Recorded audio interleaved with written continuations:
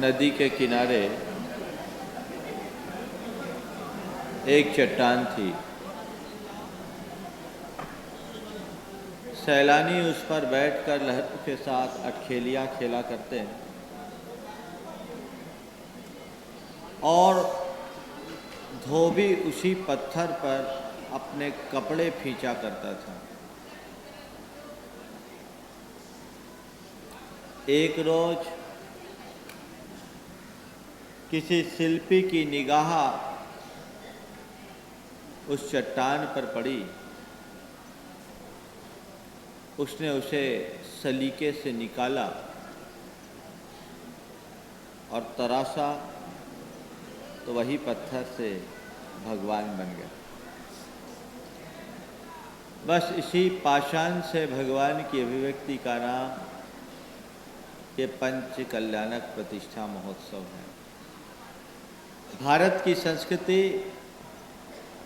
पाषाण से भगवान, पामर से परमेश्वर और आत्मा से परमात्मा बनने की है, कंकर से शंकर बनने की है। आज इस पंच कल्याणक प्रतिष्ठा महोत्सव का प्रारंभिक दिन, अभी इसकी शुरुआत आप सबने ध्वजारोहण के माध्यम से की, घट यात्रा हुई और अभी यहाँ इस पूरे के पूरे मंडप की शुद्धि के उपरांत इस पूरे के पूरे मंडप को हम एक मंदिर का रूप देंगे और यहाँ भगवान की पूजा आराधना आप सब भक्ति भाव से संपन्न करेंगे। बंधुओं, ये पंच कल्याणक आने वाले दिनों में तो आप देखेंगे, लेकिन मेरा आपसे कहना है कि पंच कल्याणक पूजा सर्व पूजाओं में सबसे विशिष्ट पूजा है। अन्य जितनी पूजाएं हम करते हैं उनमें केवल भगवान का गुणानुवाद होता है। ये एक ऐसी पूजा है जिसमें हम भगवान के जीवन दर्शन को भी देखने का सौभाग्य प्राप्त करेंगे। इस पंच कल्याणक प्रतिष्ठा की संपूर्ण क्रियाओं के माध्यम से हमें देखने को मिलेगा कि एक साधारण प्राणी किस तरह अपने गुणों का विकास करते हुए परमात्मा अवस्था को प्राप्त करता है। परमात्मा का गुणगान करना निश्चित दुर्लभ है, लेकिन परमात्मा के गुणानुवाद के साथ परमात्मा बनने के मार्ग को समझना और दुर्लभ है। सर्व पूजाओं में केवल पंच कल्याणक प्रतिष्ठा में ये सुअवसर हम सबको प्राप्त होता है। आज से आप देखेंगे भगवान नेमिनाथ का गर्भावतरण होगा और उस गर्भावतरण के बाद जन्म, जन्म के बाद दीक्षा और दीक्षा के बाद ज्ञान और ज्ञान के बाद निर्वाण, ये पांच कल्याणक। ऐसे तो हम कल्याणक कई देखते हैं, लेकिन इस प्रकार यदि हम भगवान नेमिनाथ के जीवन दर्शन को समझें तो हमें समझ में आएगा कि पंच कल्याणक की महिमा क्या है। नेमिनाथ भगवान के पांच कल्याणकों के दृश्य तो आप देखेंगे ही, लेकिन शायद आप सबको पता नहीं होगा कि नेमिनाथ भगवान नेमिनाथ की पर्याय में पहुंचने के पहले जो 10 भाव है, जिसमें उनके 5 भाव, 4 भाव मनुष्य के, उन 4 मनुष्य के भाव में हर भाव में उन्होंने भगवान की विशिष्ट पूजा आराधना की और मुनियों को दान दिया। एक आत्मा पात्रदान और जिनेन्द्र भगवान की पूजा के बल पर अपनी चेतना का गुणोत्कर्ष करते करते तीर्थंकर की पर्याय को प्राप्त किया, पंच कल्याणक का स्वामी बना। मैं आप सबसे केवल इतना कहना चाहता हूँ, आज आपकी ये पंच कल्याणक की पूजा आपके जीवन के कल्याण का सातिशय निमित्त बन सकती है। आने वाले दिनों में आपको बताऊंगा कि नेमिनाथ भगवान ने किस किस पर्याय में किस किस तरह की आराधना की और वो आराधना उनके जीवन का किस भांति उत्कर्ष किया। तीर्थंकरों के जीवन आदर्श को यदि हम आत्मसात करके चले तो हमारे जीवन की एक बहुत बड़ी उपलब्धि हो सकती है। आज बात आप सबसे मैं इस पंचकल्याणक पूजा आराधना के महात्म की करने जा रहा हूँ। कई बार ऐसी चर्चाएं आती है कि पूजा प्रतिष्ठा आदि करने की जरूरत क्या है, इतने ताम झाम की आवश्यकता क्या है, भगवान की पूजा तो मंदिर में बैठ करके भी किया जा सकता था, इतना बड़ा मंडप बनाना, इतना पैसा खर्चा करना, इन सब चीज़ों की ज़रूरत क्या है, ये सवाल लोगों के मन में आता है। मुझे आश्चर्य होता है कि लोगों के मन में ये सवाल तो हमेशा आता है कि पूजा के लिए मंदिर के लिए पैसा क्यों खर्च करते हैं। लोगों के मन में ये सवाल क्यों नहीं आता कि शादी विवाहों में लोग फालतू खर्च क्यों करते हैं, राजनीतिक मंचों के सम्मेलन में लोग अपना पैसा खर्च क्यों करते हैं। ये सवाल तो शायद ही कभी समाज में उठता दिखता है, लेकिन ये सवाल प्रायः उठता है कि भगवान की पूजा अर्चा के निमित्त इतना पैसा खर्चा करने की जरूरत क्या है। बंधुओं, मैं आप सबसे कहना चाहता हूँ कि दुनिया के और निमित्तों में यदि आपने पैसे का खर्च किया तो वो अर्थहीन हो सकता है, लेकिन भगवान के निमित्त से किया जाने वाला खर्चा पूरी तरह सार्थक होता है। क्यों? पूजा प्रार्थना का हमारे मन से बहुत गहरा संबंध है। आज वैज्ञानिकों ने इस बात को बहुत अच्छे तरीके से सिद्ध कर दिया कि एक साथ बैठ कर के लोग सामूहिक रूप से जब प्रार्थना करते हैं तो उसका पूरे वातावरण पर बहुत पॉजिटिव प्रभाव पड़ता है। अमेरिका में एक रिसर्च हुआ, वहाँ 30 रोगियों के लिए, अलग अलग रोगियों के लिए प्रार्थना की गई, 10 के लिए प्रार्थना की गई, 10 के लिए नेगेटिव भावना भाई गई और 10 का नॉर्मल ट्रीटमेंट चला। जिनके लिए प्रार्थना की गई उनकी बीमारी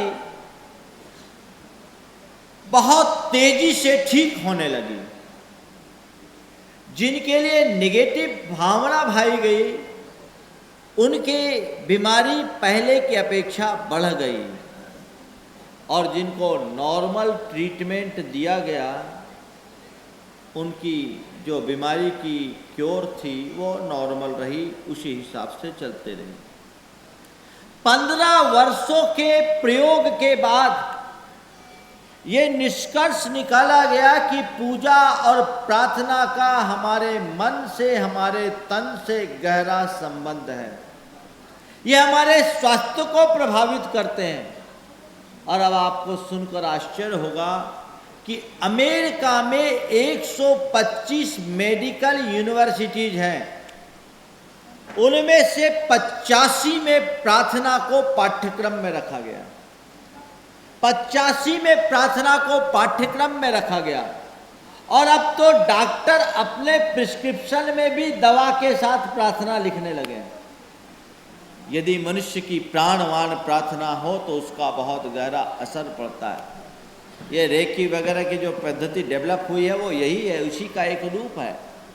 हमारे यहाँ बहुत प्राचीन काल से पूजा प्रार्थना का महत्व दिया गया और ये कहा गया कि आखिरी में जब भगवान की पूजा करो तो शांति पाठ करो। आप लोग शांति पाठ करते हैं? उस शांति पाठ में क्या कहते हैं? होवे सारी प्रजा को सुख बलियुत हो धर्मधारी नरेशा, होवे वर्षा समय पर तिल भर न रहे व्याधियों का अंदेशा, होवे चोरी न जारी सुसमय वर्ते, होय न दुष्काल भारी सारे ही देश धारे, जिनवर ऋषि को जो सदा सर्व सौख्यकारी। ये प्रार्थना आप करते हैं? अगर ये प्रार्थना आपकी गहरी हो तो इसका प्रभाव बहुत गहरा मिलता है। आप कह सकते हैं महाराज हम तो रोज पूजा करते हैं, रोज शांति पाठ करते हैं, लेकिन फिर भी प्रतिकूल स्थितियां बनती है तो प्रार्थना का मतलब क्या? बंधुओं मैं आपसे पुनः दोहराना चाहता हूं कि शांति पाठ या भगवान की प्रार्थना का असर तो निश्चित होता है, असर नहीं पड़ता तो दोष प्रार्थना का नहीं, प्रार्थना करने वाले का है। दोष प्रार्थना का नहीं, प्रार्थना करने वाले का है। तुम्हारी प्रार्थना कमजोर है, श्रद्धा से भरकर और प्राणों को लगाकर जोड़कर यदि कोई प्रार्थना करोगे तो उसका असर होगा। आचार्य मानतुंग इसके उदाहरण हैं, जिन्होंने अपनी इस प्रार्थना के बल पर भक्तांबर स्तोत्र से 48 तालों को तोड़ डाला। एक बार एक युवक ने मुझसे पूछा, एक बच्चे ने पूछा, महाराज जी क्या स्तुति पढ़ने से ताले टूट सकते हैं? सवाल तो आपके मन में भी आया होगा। आप पूछते नहीं, बच्चे पूछ लेते हैं क्योंकि बच्चों के मन में कोई छल कपट नहीं होता। उसने मुझसे पूछा कि क्या महाराज जी स्तुति मात्र से कोई ताले टूट सकते हैं? मैंने कहा बेटे अगर 50 बरस पहले ये सवाल किसी से पूछा गया होता तो शायद उसका उत्तर नहीं होता, लेकिन आज इसका उत्तर है। उत्तर है। आज इस क्षेत्र में बहुत रिसर्च हुए और ये कहा गया, जिसमें अपन कहते हैं अल्ट्रा वायलेट ड्रिलमेंट, जिसके बल पर अल्ट्रा वायलेट रेज के बल पर ध्वनि की तरंगों से बड़े बड़े ऑपरेशन हो जाते हैं। लेप्रोस्कोपी ऑपरेशन होता है, मस्तिष्क तक को काट कर देते हैं। उसमें बताते हैं कि हमारे अंदर से निकलने वाली जो ध्वनि की तरंगे हैं वो 18,000 साइकिल को पार कर देती है तो अश्राव्य बन जाती है, सुनने के अयोग्य हो जाती है, लेकिन उनमें वेव बहुत होता है। ध्वनि की तरंगे सबसे ज्यादा ताकतवर होती है। आप जो भी टेलीकास्ट होता है ना आपके टेलीविजन पर, वो क्या होता है, उसका ब्रॉडकास्टिंग का जो स्थान होता है जहाँ से वो टेलीकास्ट करते हैं, उसमें प्रकाश की किरणों को ध्वनि की तरंगों में परिवर्तित करके प्रक्षेपित किया जाता है और टीवी सेट उसको पकड़ता है और वापस उसे प्रकाश की किरण में परिवर्तित कर देता है, तो आपकी स्क्रीन पे सब कुछ दिखने लगता है। तो ध्वनि की तरंगों में बहुत बड़ी ताकत है और 18,000 साइकिल पार कर जाने के बाद ध्वनि की वह तरंग अश्राव्य हो जाती है और उसी अश्राव्य ध्वनि के बल पर बड़ी बड़ी ड्रिल की जाती है। मुझे ये लगता है कि आचार्य मानतुंग पर जब उपसर्ग हुआ तो वे अपनी साधना में इतनी गहरी डूब गए, भगवान की आराधना में इतने गहरे डूब गए कि उनके अंदर से निकलने वाली ध्वनि की तरंग 18,000 साइकिल को पार कर गई होगी, वो अश्राव्य बन गई होगी और उस अश्राव्य ध्वनि के बल पर वो सारे ताले टूट गए होंगे जैसे कटर से काटते हैं। अल्ट्रा वायलेट ड्रिल से आज भी घने से घने चीज़ों को काटा जा सकता है, सघन से सघन हीरे को काटा जा सकता है। तो ये लोहे के ताले कटने क्या बड़ी बात। आचार्य मानतुंग ने तो ताले तोड़ दिए, सांकलें तोड़ दी, आप तो सूतली भी नहीं तोड़ पाते। क्यों? कहीं न कहीं कमी है। हम इनकी उपयोगिता को समझें, इनकी महिमा को समझें और उसके अनुरूप अपने आप को उससे जोड़ने की कोशिश करें। जब सामूहिक रूप से इस तरह का पूजा अनुष्ठान होता है, एक साथ जो भाव तरंगे प्रकट होती है वो पूरी तरह पॉजिटिव होती है और उस पॉजिटिव तरंगों का प्रभाव पूरे वातावरण में होता है। ऊपर से खर्च दिखता है लेकिन इसका अप्रत्यक्ष लाभ बहुत गहरा होता है, दूरगामी परिणाम बहुत अच्छे होते हैं। मैंने अनेक पंचकल्याणक कराए, हर पंचकल्याणक पूजा के बाद कुछ ना कुछ प्रभाव तो पड़ता ही है। मैं आपको 1996 की बात बताता हूँ कि पूजा और प्रार्थना का क्या असर हो सकता है। 1996 में पिंडरई, मध्य प्रदेश में मंडला जिले में पिंडरई गांव है, उसे व्रती नगरी कहा जाता है। इतने त्यागी व्रती साधु आरिका वहां से निकले। वहां पंचकल्याणक गजरत था। कुल 85 घर की छोटी सी समाज, एकदम ट्राइबल बेल्ट, टोटल आदिवासी बेल्ट। उस ट्राइबल बेल्ट में पंचकल्याणक हुआ, गजरथ हुआ, हम लोगों का सानिध्य था। इसी फरवरी महीने की बात है। पूरे 25 किलोमीटर के इलाके में हर घर में मेहमान था, आदिवासियों के घर में मेहमान। लोगों को कपड़ा प्रेस कराने के लिए गए तो किसी के यहाँ कपड़ा प्रेस करने वाला नहीं मिला, पूरा गांव रमा हुआ था। 20 किलोमीटर की सीमा में हर घर में मेहमान। 20-20 हजार आदिवासियों को मैंने संबोधित किया, जिसमें जैनी एक भी नहीं। जन्म कल्याणक के दिन इतनी भीड़ हो गई कि कांडुक शिला में भीड़ जितनी थी उतनी भीड़ प्रवचन कार्यक्रम स्थल पर थी, तो मुझे वहां जाके संभालना पड़ा। मैं जो बात कहना चाह रहा हूं ये कि उस साल वहां की फसल में इल्ली का बहुत तीव्र प्रकोप था और चना और मसूर की फसल पूरी तरह नष्ट भ्रष्ट हो गई थी। कीटनाशकों का प्रयोग करने के बाद भी वो फसल बचा नहीं पाए थे, लोगों का बीज नहीं लौटा।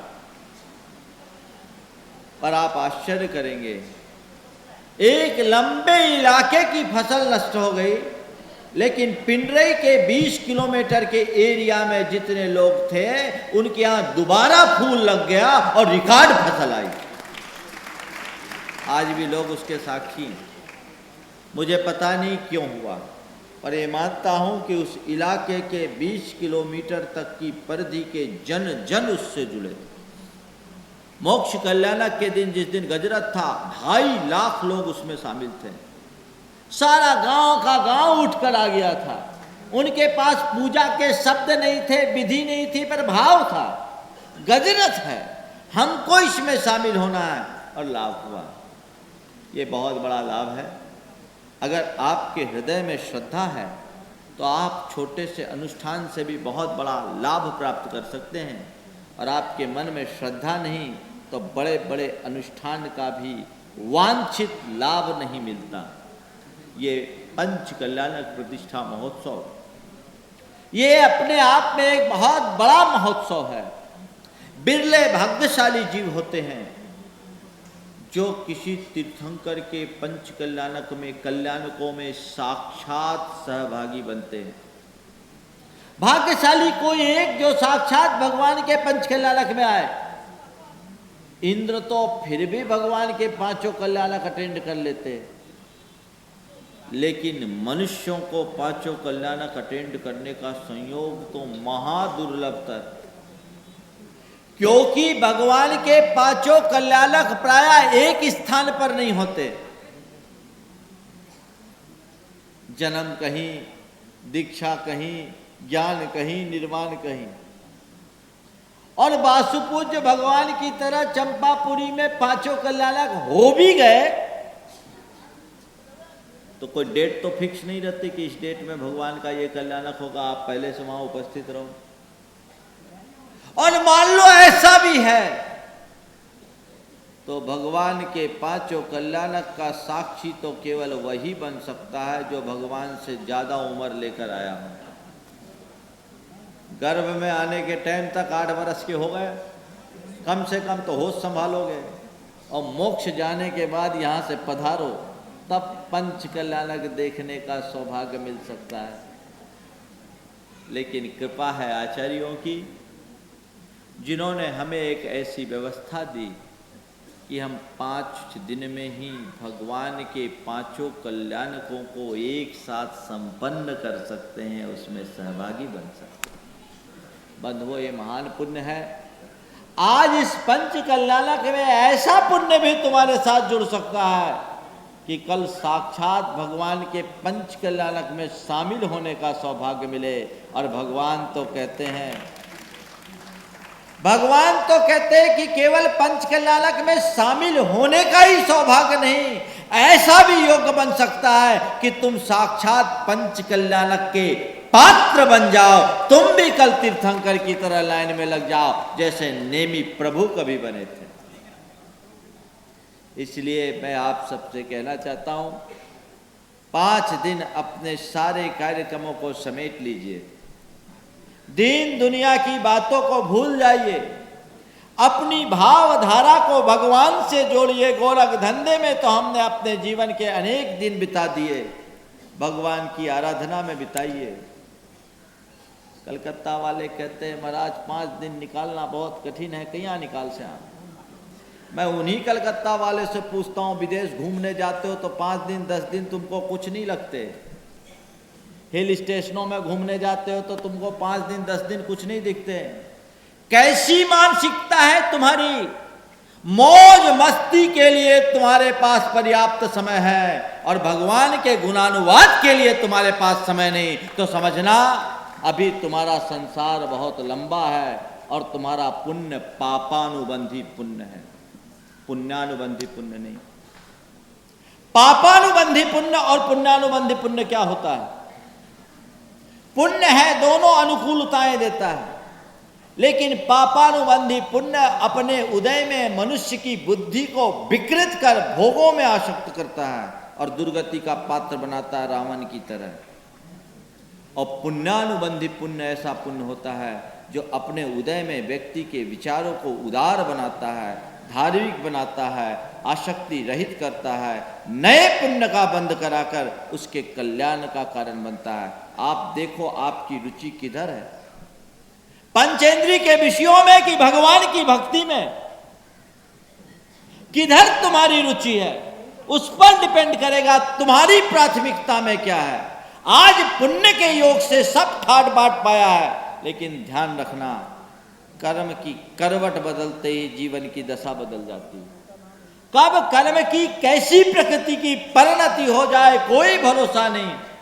इसलिए जीवन की सच्चाई को समझना चाहिए और अपने जीवन के मूल्यवान क्षणों का सदुपयोग करने का प्रयास करना चाहिए, भाव बनाना चाहिए। मौके, दुर्लभ मौके बहुत मुश्किल से होते हैं। ये पंचकल्याण बेलगछिया के प्रांगण में यहाँ का तो अपने आप एक अलग आकर्षण है। सोचा तो लोगों ने कई तरीके से था, पर निमित्त यही का था, जोखा का मंदिर निमित्त बना। पर मैं तो समझता हूँ ये पार्श्वनाथ भगवान का खिंचाव है कि ये आयोजन यहाँ पर हो रहा है। इस आयोजन में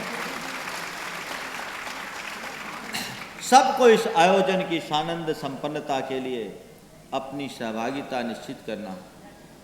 कल्याणक का मतलब केवल मंची और राज दरबार के कार्यक्रम नहीं, कल्याणक का मतलब है जो मूल क्रिया अनुष्ठान, उसमें हमारी सहभागिता। जैन परंपरा की एक ही पूजा ऐसी है जिसमें पूजा के साथ मंत्र, तंत्र और यंत्र तीनों का प्रयोग होता है। हमारी और पूजाओं में कोई तंत्र क्रिया नहीं होती, यंत्र भी सीमित उपयोग में आते हैं, लेकिन ये पंचकल्याणक प्रतिष्ठा ऐसी विधि है जिसमें मंत्र भी चाहिए, तंत्र भी चाहिए और यंत्र भी चाहिए, तब पाषाण में भगवान बनते हैं। आप इसमें सहभागिता अपने दीजिए। कोशिश कीजिए कि आने वाले 5 दिनों में मैं अपने और कार्यों से समय निकालकर भगवान के चरणों में अर्पित करूंगा। संसार का कोई काम इंसान चाहे रुकता नहीं, बस केवल हमें सोचने की देर है। हमने सोच लिया तो कर लिया। घर में तुम्हारे शादी ब्याह होते हैं तो क्या करते हो? आप तो सब काम भूल जाते हो। अपने बच्चे की शादी के लिए तुम्हारे पास इतनी तैयारी है, ये पंचकल्याणक भगवान की प्रतिष्ठा, इसके लिए तुम्हारे पास क्या तैयारी, तुम्हें ये सोचना है। अपनी भावधारा को जोड़ करके चलेंगे, जीवन में आनंद आनंद आनंद आएगा। एक ऐसा आनंद जो हमारे जीवन का गुणात्मक परिवर्तन कर डालेगा। अपनी भाव दशा को उसके अनुरूप बनाने का प्रयास कीजिए। आज पहला दिन है, घट यात्रा हुई है, विधि विधान से सारे कार्यक्रम को संपन्न किया जाएगा। मैं आप सबसे कहना चाहता हूँ, इस पूरे पंचकल्याणक के दौरान 4 बातों का ध्यान रखें। नंबर 1 विशुद्धि, नंबर 2 पवित्रता, नंबर 3 अनुशासन और नंबर 4 तन्मयता। विशुद्धि, पवित्रता, अनुशासन और तन्मयता, ये चारों बातों का आपको पूर्णतः ध्यान रखना है। विशुद्धि का मतलब हम अपने परिणामों को, भैया पीछे की आवाज बंद करा, अपने परिणामों को एकदम विशुद्ध बनाए रखें, मन में किंचित भी संक्लेश ना हो ऐसा ध्यान रखें, क्योंकि सारे कार्य भाव विशुद्धि से ही होते हैं। आपकी विशुद्धि जितनी प्रगाढ़ होगी, जीवन की शुद्धि उतनी ही अधिक होगी। भाव विशुद्धि से ही शुद्धि और शुद्धि से सिद्धि। इसलिए अपनी विशुद्धि को बना के रखना। जितने प्रमुख पात्र बने हैं उनसे मैं कहना चाहता हूं, अगर व्यवस्थाओं में थोड़ा 19-20 हो जाए तो उस व्यवस्था को अपनी व्यवस्था मानकर एडजस्ट कर लेना।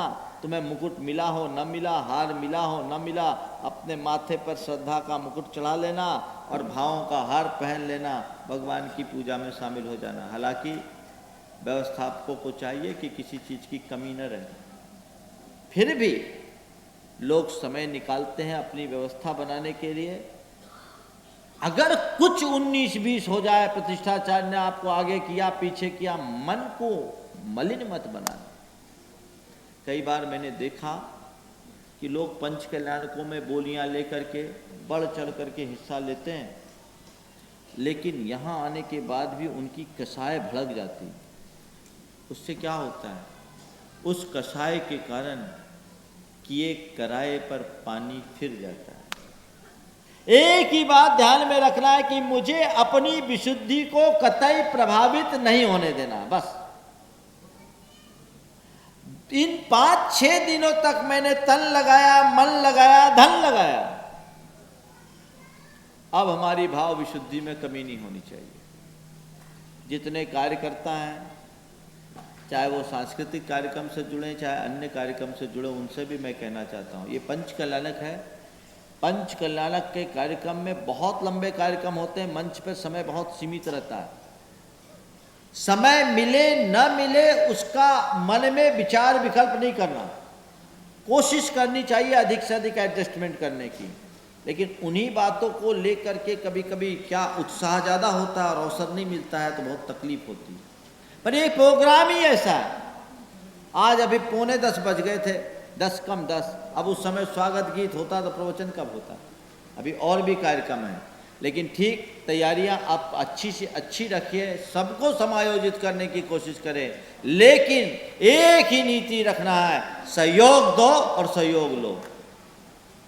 ये अपने ध्यान में रखकर आप चलेंगे, आपको कहीं से कोई किसी प्रकार की परेशानी नहीं होगी।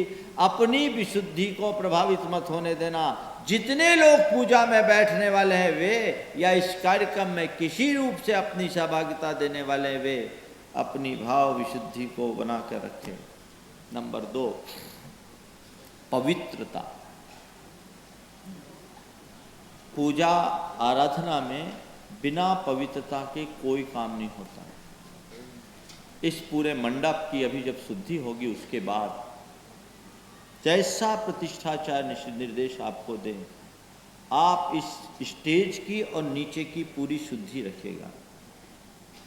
इस शुद्धि के अभाव में कुछ काम नहीं होता। जो तांत्रिक होते हैं, जो तंत्र विद्या सिद्ध करते हैं, वे अपनी पीठ में अगर थोड़ी अशुद्धि हो जाए तो उनको पूरी सिद्धि फिर से करनी पड़ती है। बात समझ रहे हैं? इस पूरे मंडप में, ये मंदिर हो गया, इसमें पूर्ण शुद्धि का ध्यान आप सबको रखना है। जिन महिलाओं को अपनी शुद्धि का संशय हो वो पंडाल से बाहर रहे। इस शुद्धि का पूरा पूरा ध्यान आप सबको रखना है। मंच पर हर किसी को नहीं चढ़ना। एक व्यवस्था जैसी आपको बताई जाएगी, आपकी शुद्धि से ही इस प्रतिष्ठा में अतिशय प्रकट होगा। अपने वस्त्रादि की भी शुद्धि का आपको पूरा ख्याल रखना है। मैं संकेतों में बोल रहा हूँ, आपको शुद्ध रहना है बस। पवित्रता का मतलब अपनी शारीरिक और वस्त्रादि की शुद्धि और इस पूरे मंडप की शुद्धि को पवित्र बनाए रखने की कोशिश आप सबको पूरी तरह करना है। इस अशुद्धि से हमारे इस अनुष्ठान में कई परेशानियां भी आ सकती है, इसलिए कहीं अशुद्धि न हो। नंबर 3, अनुशासन बनाकर रखें। आपको यहाँ जो भी निर्देश दिया जाए बुरा न माने, अनुशासन से चले। जो आपको निर्देश दिया जाए उसके अनुरूप आप फॉलो करें तो व्यवस्था ठीक बनेगी। मंच पर कोई भी व्यक्ति हो, चाहे पदाधिकारी हो चाहे कोई, प्रतिष्ठाचार्य के द्वारा यहाँ आपके यहाँ मालथुन से स्वयंसेवक आए, वो हमारे समाज के बच्चे हैं, अपना काम धाम छोड़कर आए, कोई प्रोफेशनल लोग नहीं है। वो आपको अगर रोकते हैं तो आप बुरा मत मानिए, चाहे वो सौधर्मिंद्र हो, चाहे पंचकल्याणक कमेटी का अध्यक्ष हो, मंत्री हो। आपकी व्यवस्था है, आपको उनको फीट थपथपाना है, क्योंकि इसका दोष नहीं, इसका जो निर्देश है उसके अनुरूप काम कर रहे हैं, तो व्यवस्था बनती है। वो किसी को पहचानते नहीं और बाहर के लोगों को इसीलिए बुलाया जाता है क्योंकि वो किसी को पहचानते नहीं। पहचानने वालों को तो बहुत लिहाज करना पड़ता है और उसमें गड़बड़ हो जाता है।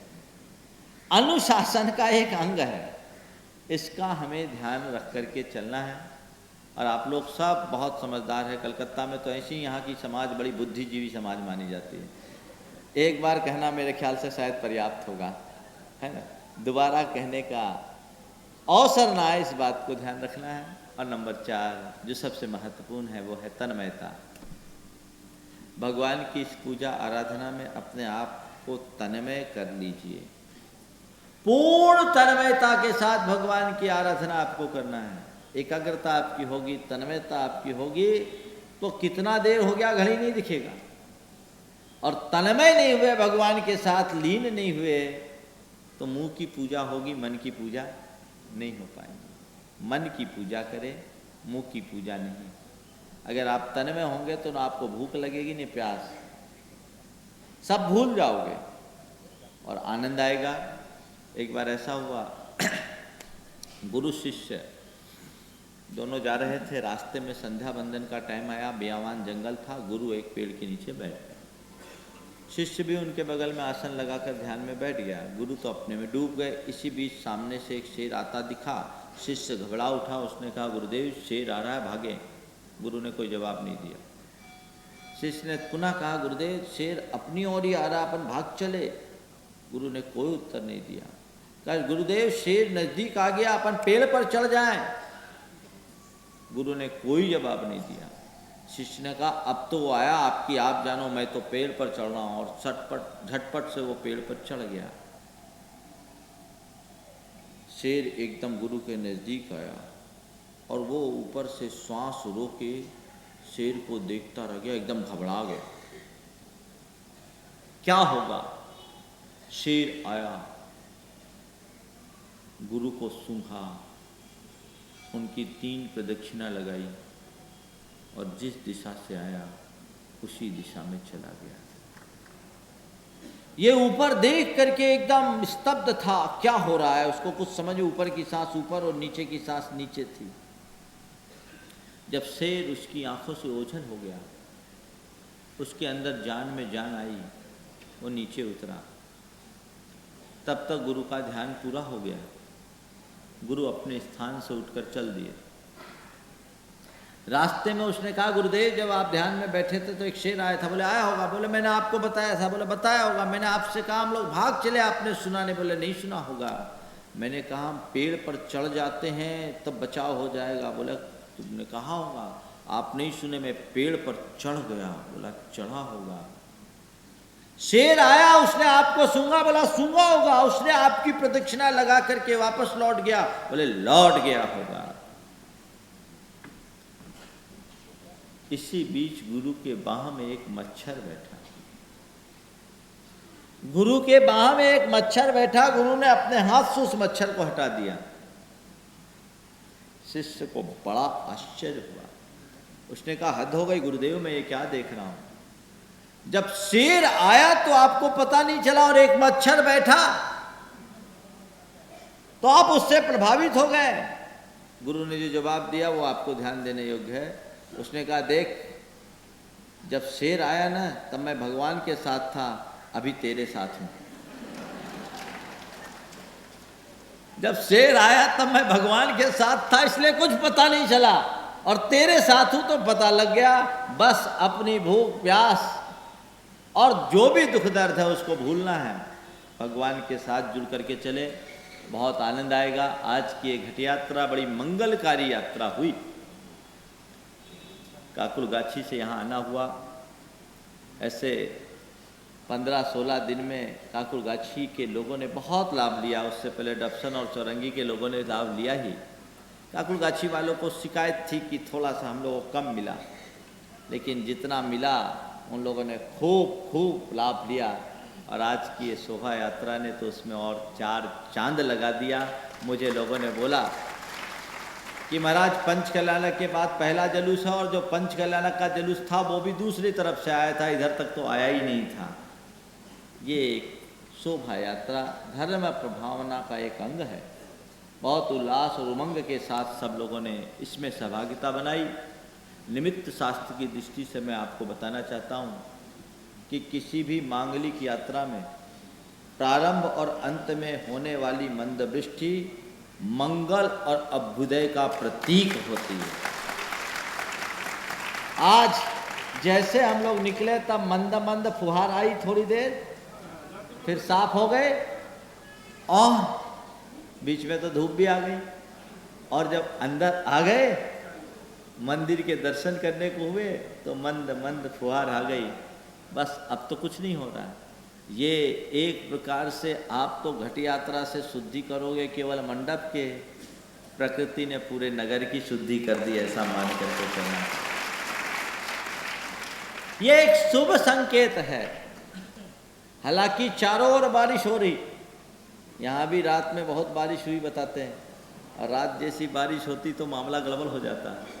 लेकिन ये पुण्य का प्रताप है, भगवान की कृपा है, गुरुदेव का आशीर्वाद है, ये सब अनुकूल बन गया।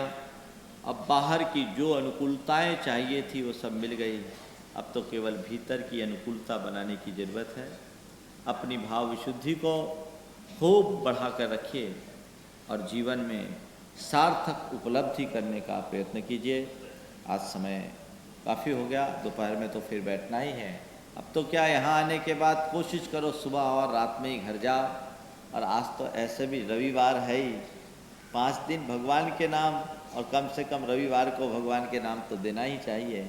अभी तो भूमिका है, ध्वजारोहण और घट यात्रा हुई, अभी मंडप की शुद्धि होगी, फिर यहाँ भगवान विराजमान होंगे, मंडप प्रतिष्ठा होगी, इंद्र प्रतिष्ठा होगी, सकलीकरण होगा, और फिर थोड़ा सा ब्रेक और याग मंडल विधान का कार्यक्रम है। जो भी कार्यक्रम है, याग मंडल पंचकल्याणक का सबसे महत्वपूर्ण अनुष्ठान होता है। याग मंडल के बिना पंचकल्याणक नहीं होता। यहाँ की सारी ऊर्जा और पावर याग मंडल के बल पर ही होती है। आप सब खूब भाव विशुद्धि के साथ इसमें अपनी सहभागिता दिखाएं, और जीवन के आनंद का एक अच्छा अवसर है, उसका अच्छा लाभ उठाएं। मैं यहीं पर विराम ले रहा हूँ। बोलिए परम पूज्य आचार्य गुरुवर श्री विद्यासागर जी महाराज वो करा लो। बोलिए परम पूज्य श्री आचार्य जी महाराज की, परम पूज्य श्री विद्यासागर जी महाराज की।